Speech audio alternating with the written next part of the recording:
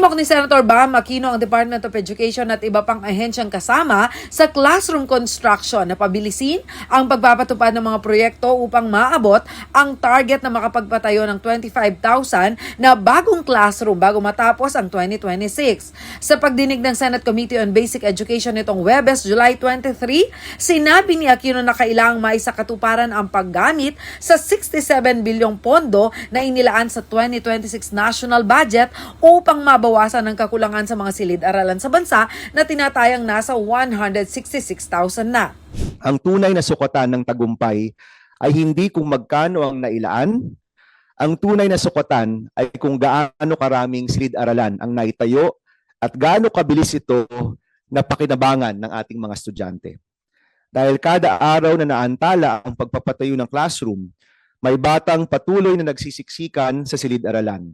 Nananawagan din siya sa mga implementing agency na alisin ang mga balakid sa proyekto at pabilisin ang mga proseso upang makahabol sa itinakdang target. Napag-alaman kasi na sanhi ng matinding pagkaantala sa rollout ng DPWH at mga LGU ang mabigat na proseso sa administrasyon, partikular ang pagtutugma ng mga titulo ng lupa at ang matagal na geotechnical soil investigation. Sa mahigit 1,600 na target LGU agreements, 258 pa lamang umano ang natatapos ng DepEd.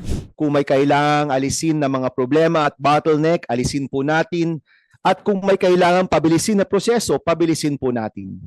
Dahil ang pondo ng taong bayan ay nailaan para tugunan ang pangangailangan ng taong bayan. Ikinabahala umano ng mababatas na kung hindi gagamitin ng maayos ang pondo ay baka magkaroon ng budget cut sa susunod na taon.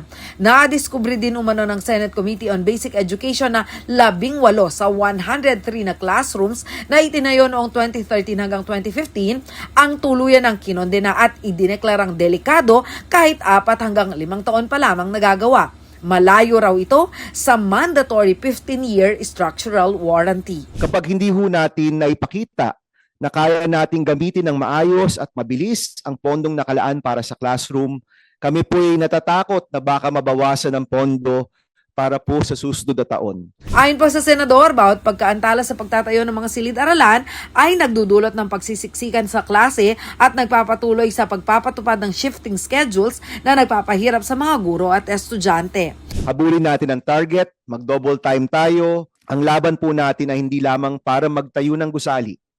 Ang laban ho natin ay para mabigyan ng disenteng lugar ang bawat batang Pilipino upang matuto, mangarap at magkaroon ng tsansa para sa isang mas magandang kinabukasan. Samantala, itinakda na rin ang pagpupulong ng Technical Working Group tuwing ikalawang linggo sa pamamagitan ng Zoom upang bantayan ang pagpapapirma ng MOA at ang pagpapabilis ng cash flow bago magsimula ang deliberasyon para sa 2027 budget. Ipinaalala ni Aquino sa DepEd, DPWH at DBM na kapag nananatiling nakabinbin ang pondo ay nanganganib itong mabawasan sa susunod na taon.